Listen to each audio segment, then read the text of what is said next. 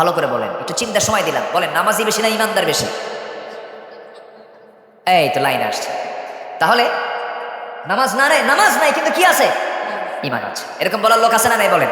আচ্ছা, তাহলে আমার দেশে নামাজি কম, ইমানদার বেশি।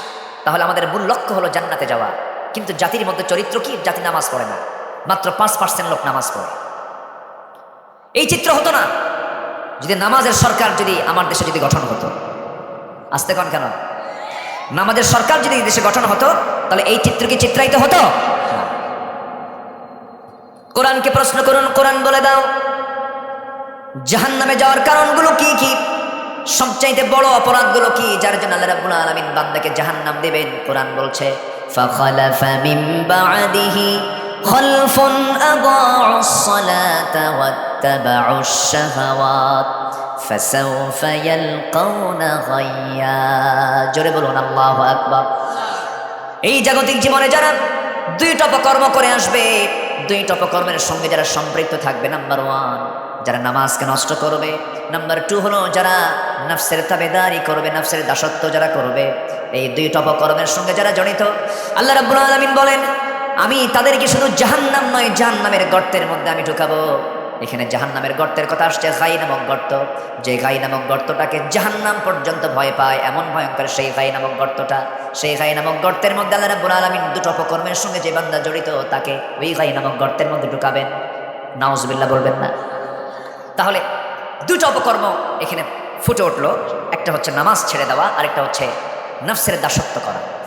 আমরা ইতিমধ্যে আজকের এই প্রোগ্রামের বরেণ্য প্রধান অতিথি, দক্ষিণ এশিয়ার বৃহত্তম সংগঠন, ইসলামী সংগঠন বাংলাদেশ জামাত ইসলামীর শাহজাহানপুর গাবতলী নির্বাচনী আসনের মাননীয় সংসদ সদস্য পদপ্রার্থী, আমার শ্রদ্ধাভাজন পিতৃতুল্য মুহতারামে মুকাররমি মজলুম জননেতা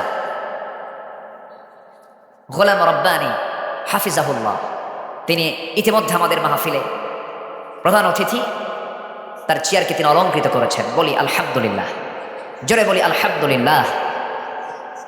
সম্মানিত হাজিরিন, তাহলে সূরা মারিয়ামের এই আয়াতটা বলে দিচ্ছে যে বান্দার ভিতরে নামাজ থাকবে না, আল্লাহ তাআলার রাগ সবচেয়ে বেশি সেই বান্দার উপরে, তিনি ক্রোধান্বিত হয়ে যান।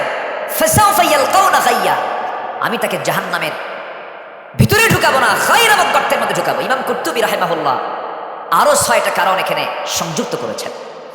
সম্মানিত ভাইয়েরা, এই 54 বছর জাতিকে জাহান্নাম থেকে বাঁচানোর জন্য নামাজের কোনো আইন, নামাজের কোনো বিল পার্লামেন্টে কেউ উত্থাপন করেছিল? আসতে কয় কেউ করেছিল? আচ্ছা, উত্থাপন করবি বাবা কেমনে? তারা তো নিজেরাই নামাজ পড়ে। পার্লামেন্টে গান গাওয়ার লোক ছিল, পার্লামেন্টে খেলাধুলা করার লোক ছিল, কিন্তু একটা তেলাওয়াত করার মতো যে একটা মানুষ, সেটা 16 বছরের জাতি কখনো পায়নি। কি পেয়েছে? এক এমপি তেলাওয়াতের দায়িত্ব নিয়েছে, কারি সাহেব যায় নাই সেদিন, আমার নিজের কানে শোনা। এক এমপিকে বলা হলো আপনি তেলাওয়াত করেন, শয়তানকে তোর থেকে তেলাওয়াত আমার ভালো আছে। তাদের ইসলামের জ্ঞান কতটুকু? আগামীকাল ঈদুল আজহার জানাজা নামাজ, এই চিত্র আর চিত্রায়িত আমরা হতে দেব না বাংলার জমিনে। গোটা পৃথিবীর দ্বিতীয় বৃহত্তম মুসলিম জনপদ বাংলাদেশ, 20 কোটি তৌহিদি জনতার এই বাংলাদেশে কেউ শাসন করেছে 9 বছর, কেউ 25 বছর, কেউ 16 বছর। মঈনুদ্দিন ফখরুদ্দিন কেয়ারটেকার গভর্নমেন্ট, অভ্যন্তরীণ সরকার সহ কয়েক বছর, সব দেখা শেষ। কেউ জাহান্নাম থেকে বাঁচানোর জন্য মিনিমাম নামাজের আইনটুকু বিল উত্থাপন করতে পারে নাই পার্লামেন্টে।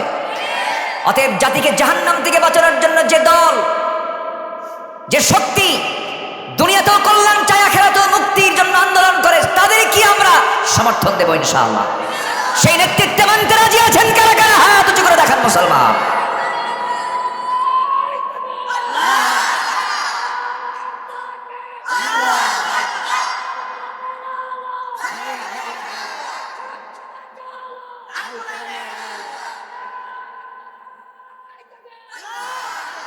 আল্লাহ কবুল করেন, জোরে বলি আমিন।